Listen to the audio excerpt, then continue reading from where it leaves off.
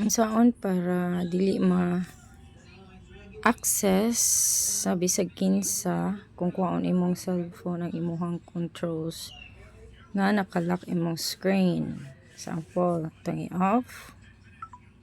Off ano? Panalitan ang imong cellphone no kay gikawat baron or gikuha.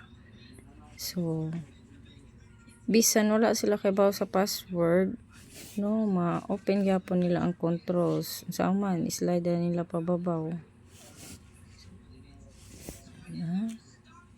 Diba? So, pwede nila pislito ng airplane mode.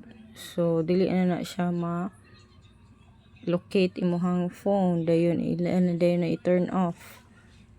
No? So, bisan wala na sila maka-access gyapon sila sa controls. So, unsaon man para dili nila ma-access ang imuhang controls.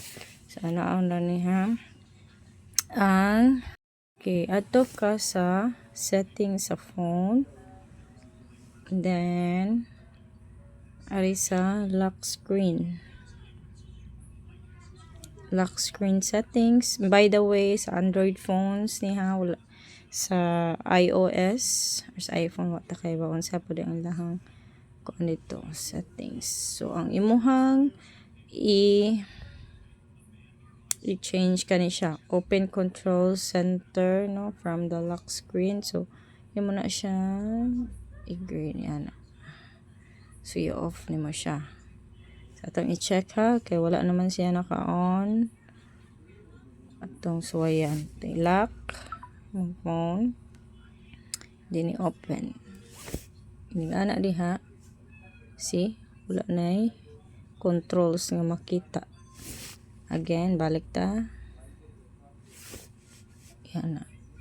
Okay, so dili na maka-access. No, so kung kinsa may mukuha sa imong phone, di na maka-access sa imong controls.